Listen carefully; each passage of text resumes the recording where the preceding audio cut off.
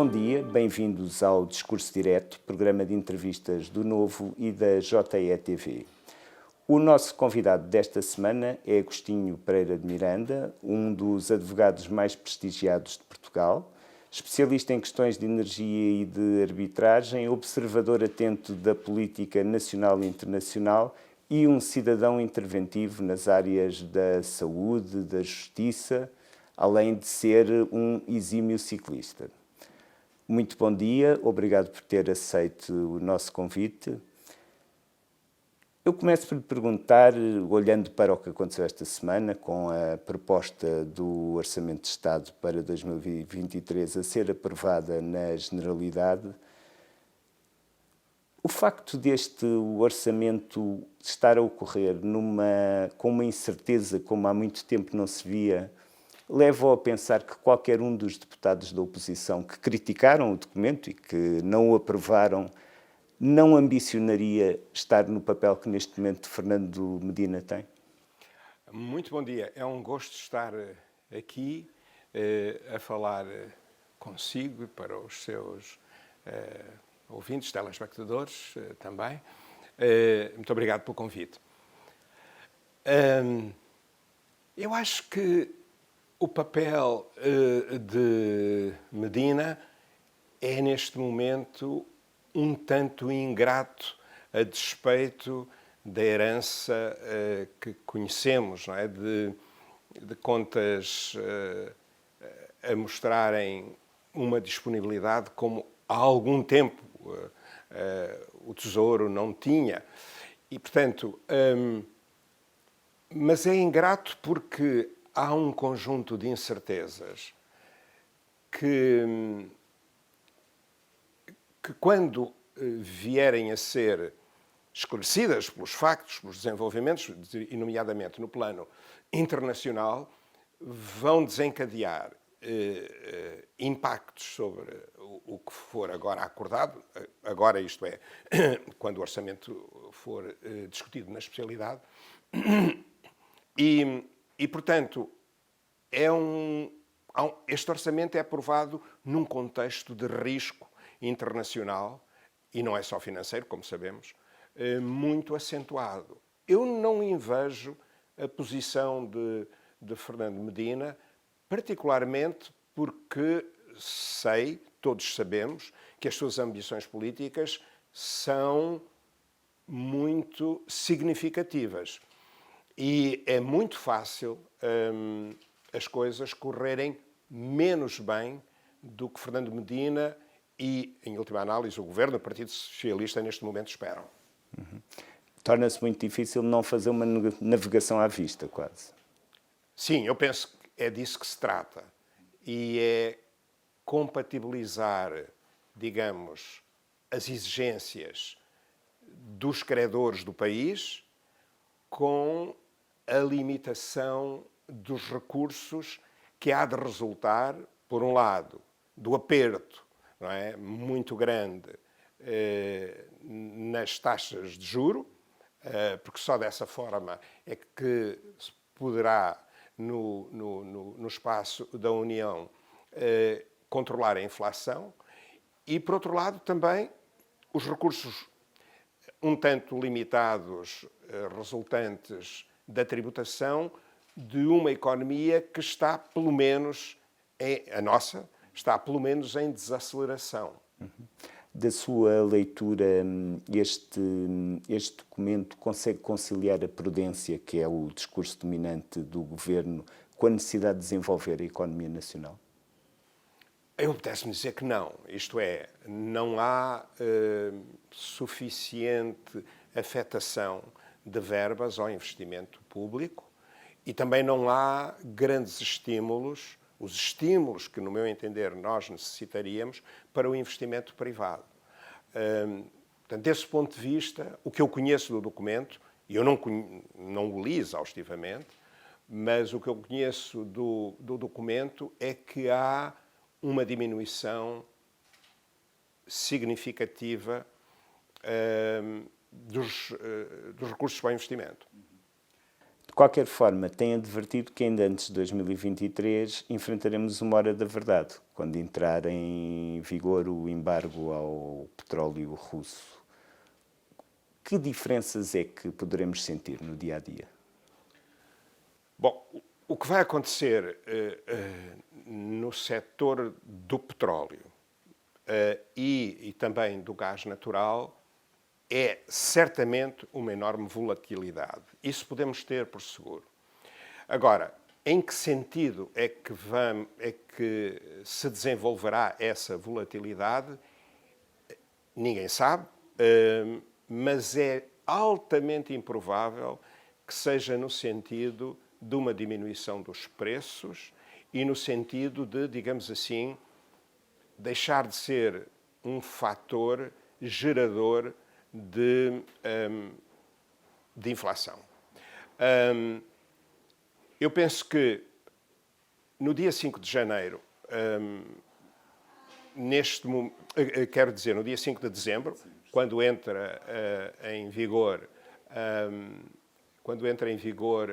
o embargo ao petróleo russo, existem todas as condições para o preço subir. Apesar de se assistir a um certo desconto dessa tendência, mas existem muitas condições para o preço subir. Porquê? Porque nós já vimos que OPEP+, não é? OPEP+,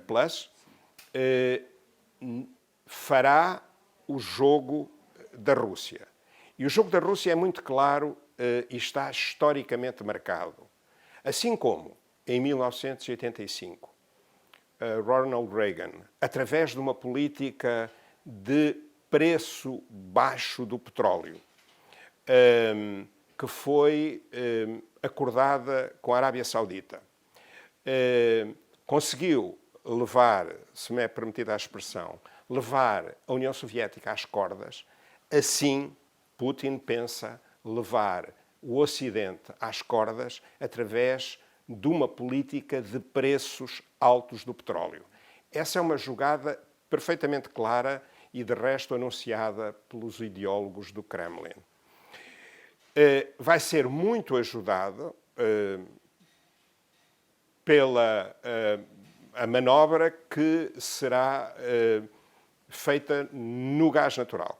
Como sabemos, não há, fundamentalmente, sanções da União Europeia, do Ocidente, relativamente ao gás natural, mas aí Putin tem-se encarregado de diminuir o fluxo de gás natural e vai continuar a fazê-lo.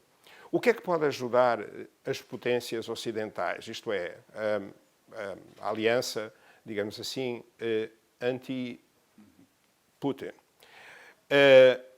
Paradoxalmente, o que nos pode ajudar é a recessão. A recessão terá um impacto, à partida, terá um impacto no petróleo no sentido de fazer descer o preço.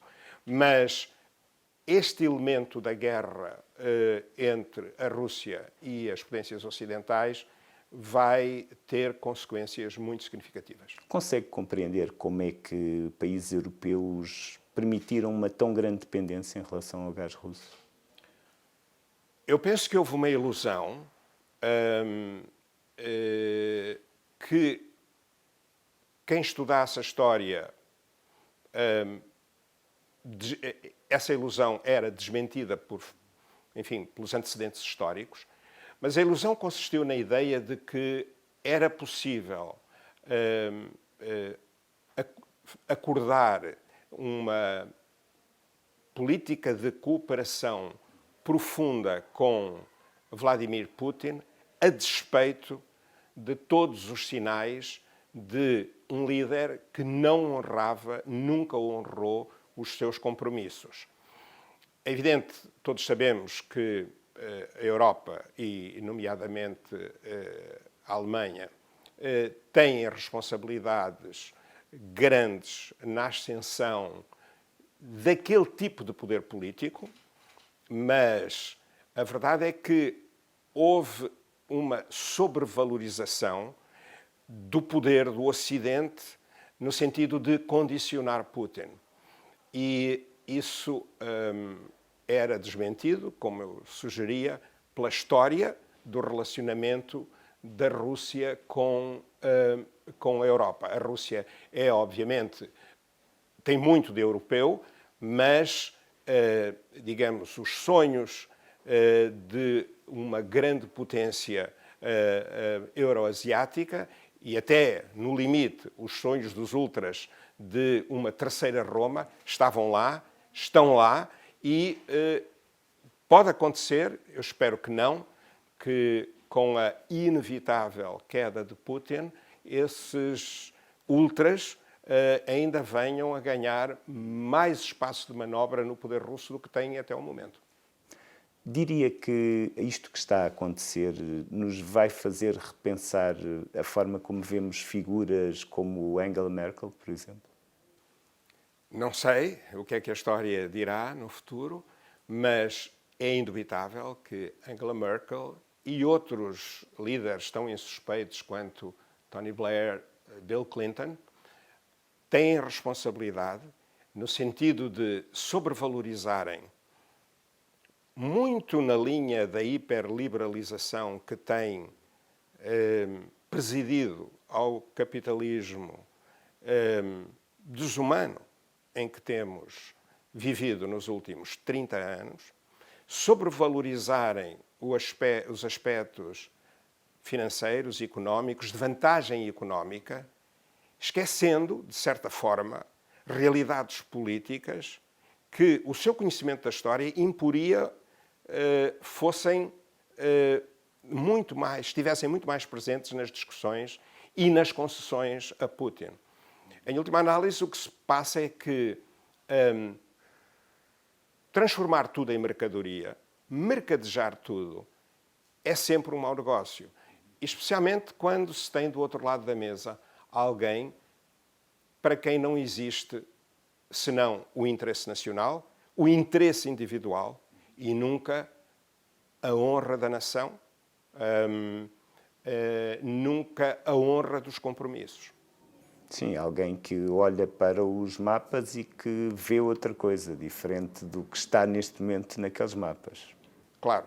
É evidente que nós temos de pensar que a Rússia e Vladimir Putin, individualmente, foi sujeito a uma profunda humilhação e que teria depois de procurar a reparação. Mas quando o processo de reparação atingiu o seu limite, digamos, de horror na Síria, antes na Chechênia, etc., parece que os líderes ocidentais não compreenderam e esperavam sempre apaziguar, digamos assim, o urso russo. E, na verdade, enfim, as coisas não correram como nós, ocidentais, poder designadamente europeu, pensávamos, e aqui temos, e é muito possível que ainda tenhamos de sofrer, nós, europeus em geral, tenhamos de sofrer bastante mais até isto se resolver. Portugal tem uma vantagem de estar do outro lado da Europa, que é uma menor dependência do gás russo. Olhando para o gás, como é que vê esta solução do gasoduto ibérico para a França? É um exercício de realpolitik, isto é, Portugal foi confrontado com uma solução que não era a ideal de forma nenhuma para nós, foi confrontado com uma solução que, em última análise, fazia tábua rasa de compromissos anteriores da França e até, de certa maneira, da Espanha, e teve de aceitar, porque somos um país pequeno, digamos, no concerto europeu. Agora, o que não precisávamos era de ter, digamos assim, um primeiro-ministro a cantar vitória, porque, obviamente, não se tratava de uma vitória. Não se tratou de uma vitória.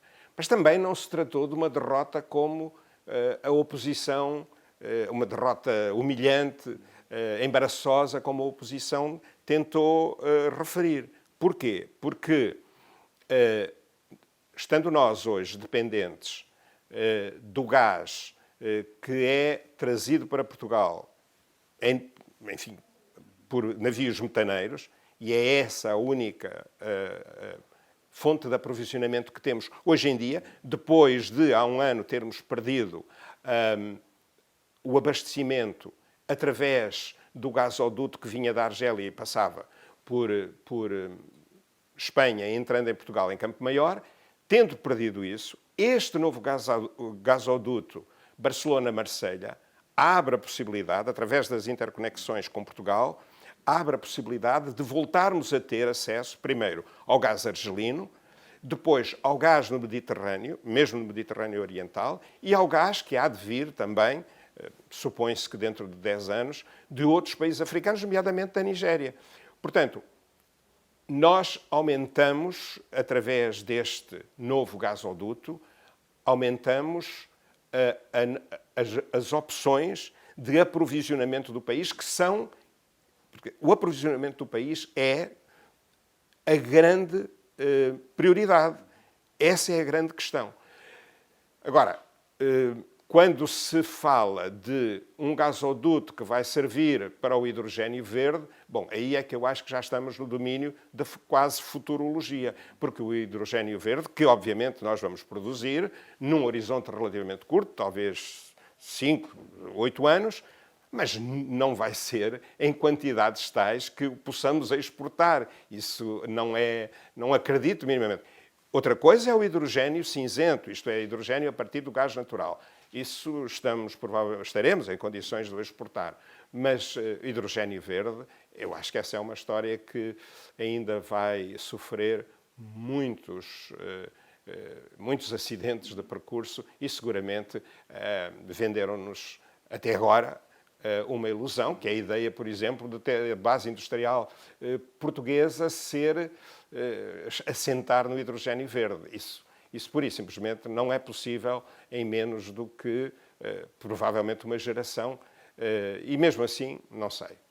Uma das verdades inconvenientes, ou pelo menos opiniões inconvenientes que tem partilhado, é que toda a ideia da transição energética assenta na falácia de que é possível descarbonizar, não digo com estalar de dedos, mas descarbonizar depressa e em força. É possível, sem bola de cristal, prever quando é que é possível abdicar dos combustíveis fósseis? É possível, enfim, com toda a contingência que, digamos, os cenários que nos têm sido apresentados comportam, porque neste domínio é muito difícil fazer-se previsões de longo prazo. Nós não sabemos, pura e simplesmente. Há variáveis tão importantes quanto o aumento da eficiência, por exemplo, que é baixíssima, dos aerogeradores ou dos painéis solares. O que é que vai suceder no futuro da energia nuclear e, nomeadamente, através da utilização de combustíveis diferentes do urânio?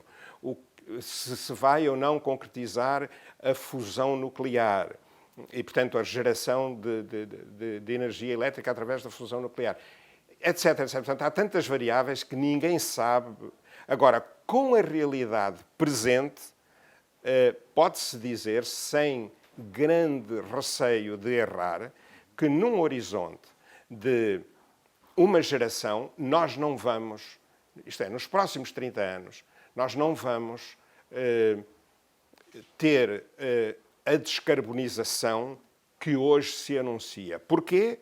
Porque, ao passo que os países da OCDE têm a liberdade de descarbonizar, provavelmente, de forma muito significativa, é muito natural que consigamos, numa geração, consumir metade da energia fóssil que hoje consumimos. Há 5 mil milhões de pessoas em todo o mundo que têm uma dependência da energia fóssil para matérias tão básicas quanto o cimento, o aço, os plásticos ou o amoníaco. Portanto, a dependência destes materiais básicos em relação à energia fóssil, em boa parte do mundo, mais de 60% do mundo, é muito grande.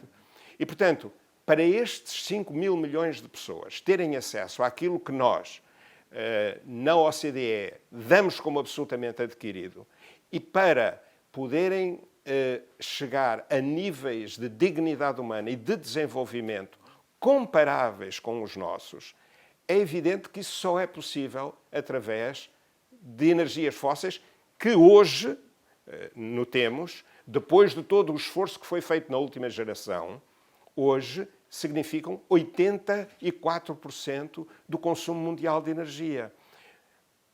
Portanto, este é que é o problema. Há dois mundos bem diferentes, e um deles, que é a maioria da população mundial, depende muito das fontes primárias de energia fóssil. E olhando não só para os 5 mil milhões, mas também para os 10 milhões de portugueses, acredita que se Portugal descobrisse fontes de combustíveis fósseis, a descarbonização iria para a gaveta? Não, não acredito, por duas razões.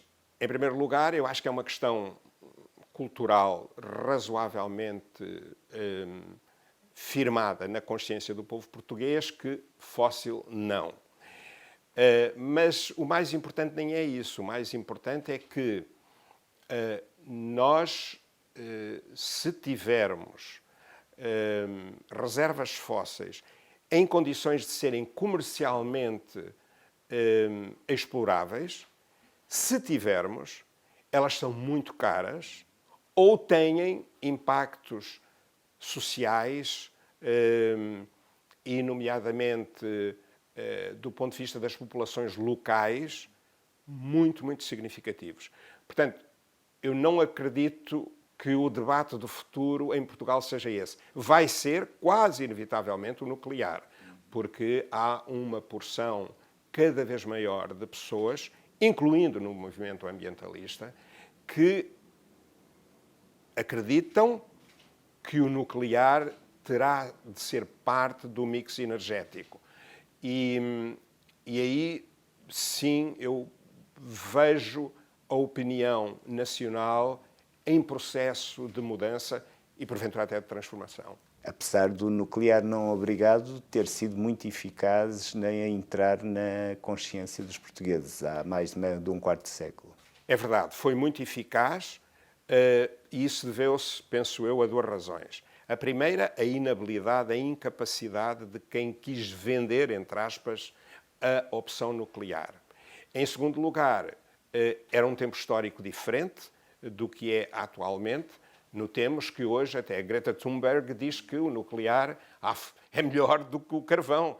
Ora bem, o carvão hoje é responsável por metade da energia elétrica que é produzida em todo o mundo. Metade.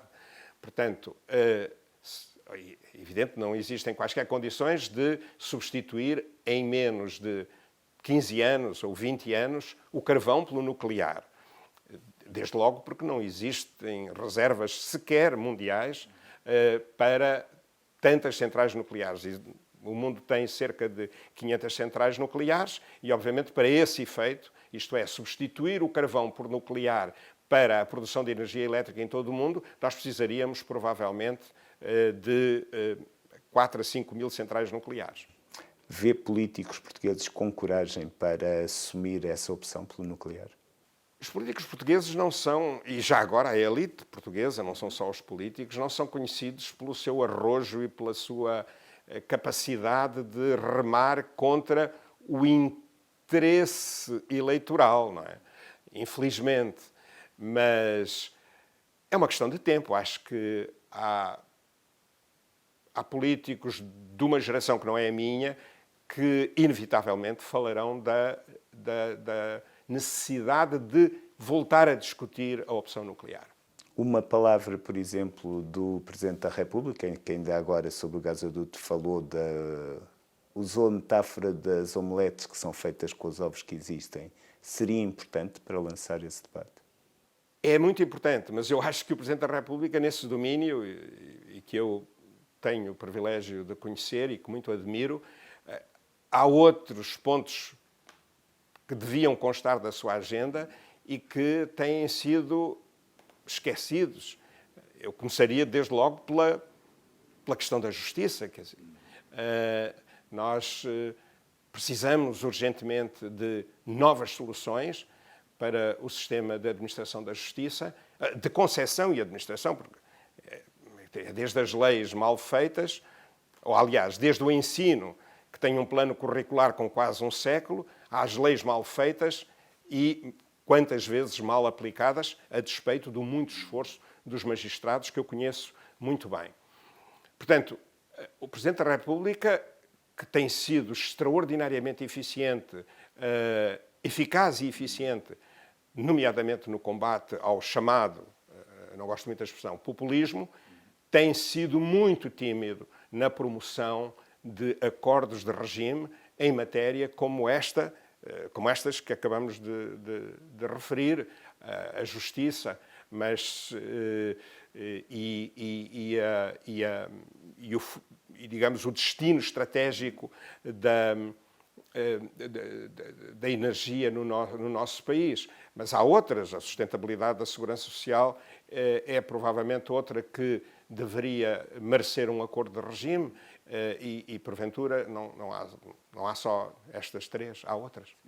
Uma das críticas mais recorrentes à classe política e à classe governante, chamemos assim, e é inegável que nos últimos anos o PS governou grande parte do tempo, portanto acabam por incidir mais sobre o PS, por isso, é um certo déficit de espírito reformista. Reconhece que há razão para essa crítica? Absolutamente. Aliás, eu acho que essa é uma crítica muito suave, quando se fala em déficit. Eu acho que há ausência de qualquer plano reformista. E em setores em que já não se vai lá com mera reforma, que, por exemplo, é o caso da justiça. Acho que a justiça precisa de uma verdadeira revolução. Não, eu creio que o PS, que tem sido, acho, muito competente na defesa do Estado Social, até onde é possível defendê-lo com os limites que a União Europeia nos impõe e os mercados nos impõem. Eu acho que tem mérito na defesa do Estado Social, em geral. É evidente, há setores menos defendidos do que outros. Agora, ter uma ideia para o país, fazer as mudanças, algumas, referi uma que me parece revolucionárias, e, nomeadamente, construir uma base adequada para alterar a Constituição, nomeadamente, naquilo que é absolutamente necessário alterar, não é muito, diria eu, que sou um grande defensor desta Constituição. O que é preciso alterar? O PS não está lá, no meu entender. Pelo contrário, tem feito do Chega o inimigo principal e, com isso, digamos, provocando uma certa erosão das forças democráticas que, mesmo tendo políticas e ideologias muito distintas, estão juntas na defesa da democracia, da liberdade e digamos, de um sistema de capitalismo liberal. Liberal, isto é, capitalismo de representação democrática e liberal. Que é uma coisa muito diferente de hiperliberal, que, apesar de tudo, é o que temos na Europa em geral e em Portugal em boa medida. Portanto, a falha em promover esse entendimento que visa a defesa da democracia parece-me, um erro e uma falha séria do Presidente da República e da liderança do PS. Porque o que é certo é que a estratégia de hipervalorizar o Chega vai dando alguns resultados. O PSD não tem conseguido recuperar tanto assim nas sondagens. é verdade, vai dando resultados, mas como nós vimos noutros países, e o último é a Suécia, essa é uma estratégia muito perigosa, no meu entender. Porque, em última análise, acaba por, de uma forma algo paradoxal, acaba por levar a um entendimento entre a direita mais radical, neste caso o Chega, e a direita democrática e moderada, embora, naturalmente, conservadora. Portanto, eu penso que nós trilhamos um caminho, isto é, o PS tem, ou ao menos a facção mais aguerrida do PS, tem trilhado um caminho que tem perigos e só não é mais perigoso porque, eu acho que isto deve ser creditado ao regime e não necessariamente ao PS, porque a liberdade de expressão e, designadamente, a liberdade de imprensa tem sido defendida, primeiro que tudo pelos jornalistas, tem sido respeitada pelos diferentes governos e a liberdade dos juízes e dos tribunais também é alguma coisa que está, no meu entender, razoavelmente blindada. E essas são as duas grandes defesas para as expulsões de regimes ou de soluções iliberais, não é? que existem, designadamente, no espectro mais radical da direita portuguesa. Consegue compreender que um dia o PSD apresenta o precedente da geringonça para justificar um governo com apoio do Chega? Eu não sei qual vai ser o pretexto, mas sei o que se tem passado noutros países e em que a direita conservadora tradicional entende que um acordo com a direita radical, extremista, é a menos má das soluções e, normalmente, cede à tentação de pensar que vai dominar, digamos, as forças extremistas dessa coligação. E, naturalmente, que isso não depende dos protagonistas políticos. Isso depende da forma como a sociedade julga essa coligação conservadora. E eu tenho muito receio de que o agravamento das condições económicas e sociais no país e, designadamente, o menos bom funcionamento de instituições como a Justiça, o aparelho de segurança, este escândalo que é, por exemplo, hoje os serviços públicos não atenderem ninguém sem marcação, a quase totalidade dos serviços públicos, um escândalo, mas este tipo de situações dá votos à direita radical. E do ponto de vista estritamente intelectual, eu até compreendo. Agora, é preciso resolver estes problemas e essa, no caminho diz respeito, é uma obrigação do governo, deste PS. É preciso resolver essas situações para roubar espaço de crescimento à direita radical e ultra-radical. E não tem visto eficácia? Não tenho visto nenhuma eficácia, pelo contrário. Tenho visto, diria eu, guerras de alecrim e manjerona, com todo o respeito, entre o Presidente da Assembleia da República, que tem a sua forma de fazer política, no meu entender, nem sempre especialmente eficaz, e o líder do Chega. Dizem-me que se trata verdadeiramente de uma preparação para as presidenciais. As presidenciais são daqui a 4 anos, quer dizer, nós temos muitos problemas para resolver. O Presidente da Assembleia da República, se está a pensar nas presidenciais, eu acho que não está certamente a fazê-lo, tendo como principal objetivo a defesa do interesse público. Portanto, depreendo que vê que muita gente está a fazer o trabalho de André Ventura, incluindo grande parte dos seus supostos maiores adversários políticos. Absolutamente. Eu acho que André Ventura, que é um político com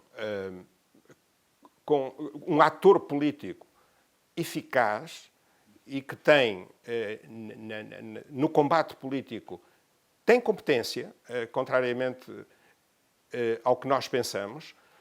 Ele, e já agora não tenho nenhuma simpatia pelas suas ideias, zero, mas ele não precisa sequer de causas tão esgotadas e até,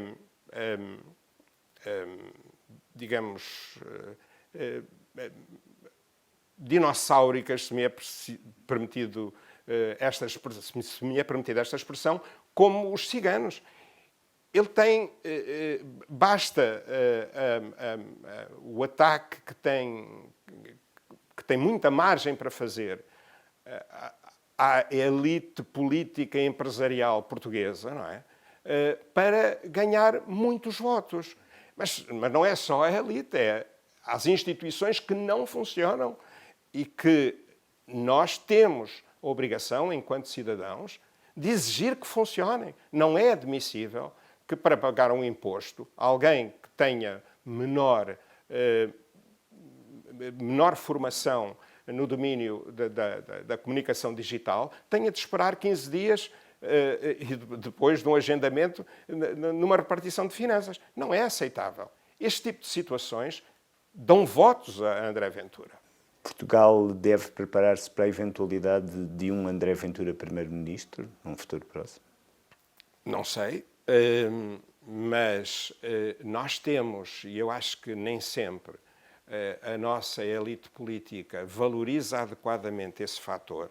Nós temos uma população envelhecida, boa parte da qual se lembra hoje com nostalgia da ditadura salazarista. E, portanto, num tempo em que a ideia do ditador esclarecido é defendida internacionalmente, agora, recentemente, foi publicado nos Estados Unidos um livro sobre Salazar. E, portanto, a ideia de que, porventura, a democracia não é o melhor regime, que é uma ideia perigosíssima, já hoje tem milhares, talvez mesmo centenas de milhares de seguidores em Portugal. E essa realidade, que aliás não está estudada e deveria está-lo pela nossa academia, que tem se centrado nas virtudes da moderação da direita portuguesa, e é verdade, historicamente tem sido razoavelmente moderada, esse estudo devia ser feito especialmente estimulado por aquilo que se está a passar em países com antecedentes, digamos assim, autoritários quanto nós, portugueses. Por exemplo, o que se está a passar na Itália, ou o que se pode passar em breve em França, etc. Portanto, isto devia... Em Itália, com a particularidade interessante de Giorgia Meloni parecer estar mais moderada do que alguns aliados que, em princípio, seriam mais centristas. É verdade, mas isso não é invulgar quando se trata do partido mais poderoso numa coligação. Eu diria, e eu obviamente tenho uma visão, enfim, muito diferente da política, daquela que é defendida por Meloni e por outros, como é óbvio, e na verdade até me considero em muitos domínios progressista. A verdade é que o trabalho sujo, se me é permitida a expressão, pode ser feito por partidos que têm muito menos a perder do que o partido maioritário da coligação. Essa, digamos assim, é a explicação.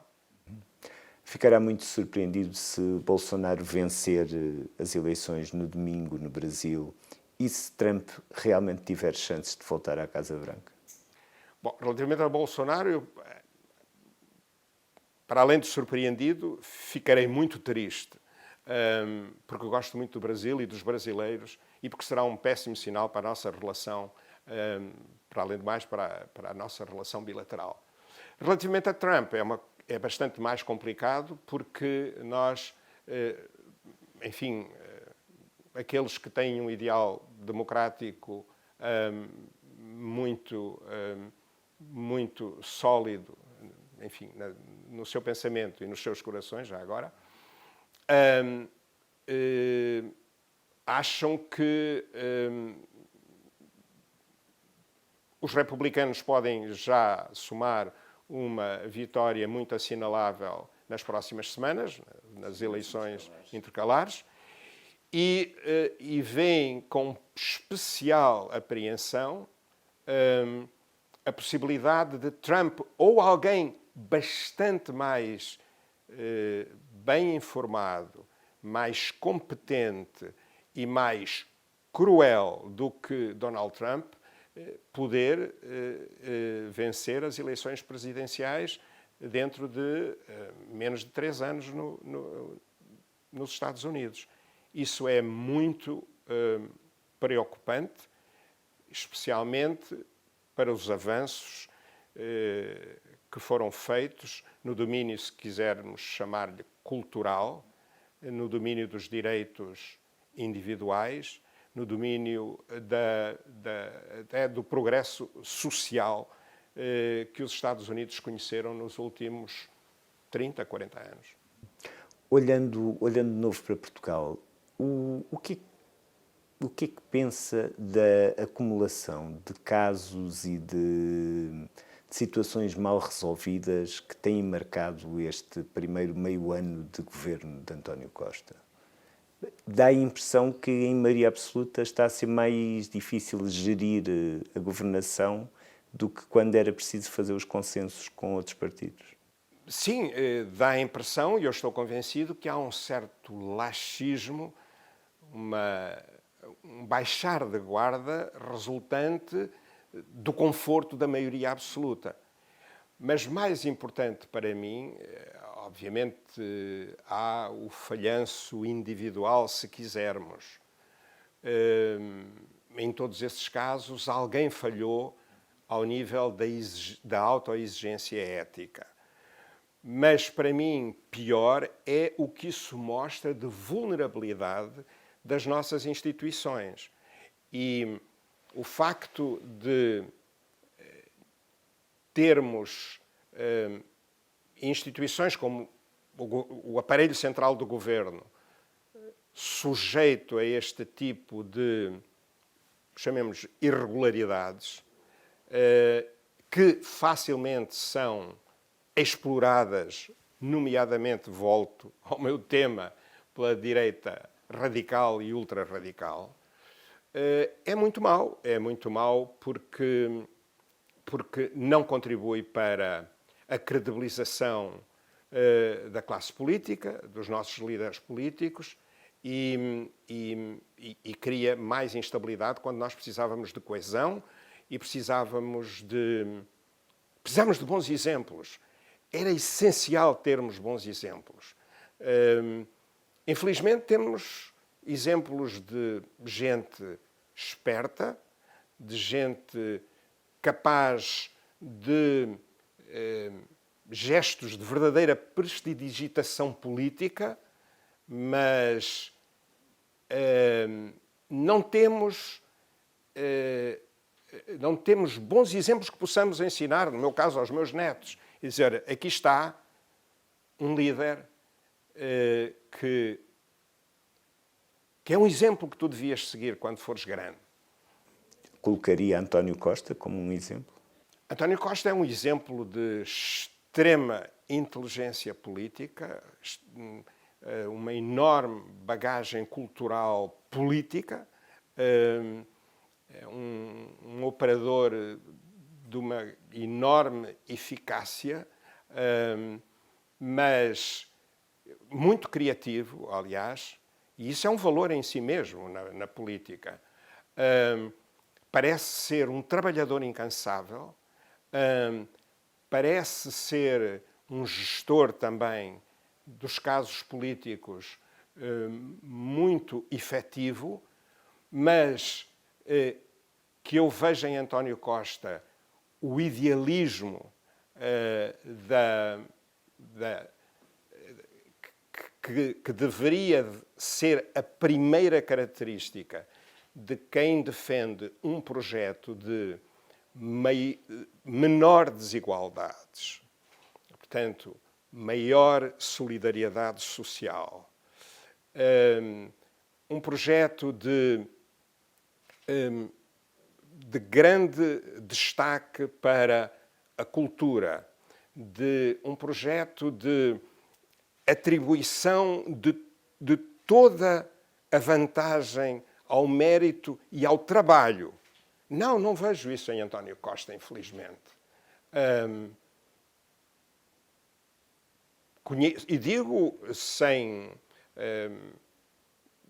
É meu colega e conheço pessoalmente e, obviamente, se alguém disser que eu tenho inveja, digamos, daquilo que António Costa é possível que isso aconteça. Não que eu gostasse de ter a vida infernal que um primeiro-ministro português tem. E a esse propósito também gostava de dizer, tanto de António Costa como de muitos outros políticos, que tenho a maior admiração pelos enormes sacrifícios que fazem em termos da sua vida particular e o stress absoluto a que são sujeitos. Eu prefiro, de longe, ser quem sou, poder andar de bicicleta, escrever artigos e poder cantar o fado. Muito obrigado, Dr. Agostinho Pereira de Miranda. Foi um prazer. O Discurso Direto regressa na próxima semana com mais protagonistas da vida económica, política e social. Esperamos por vocês.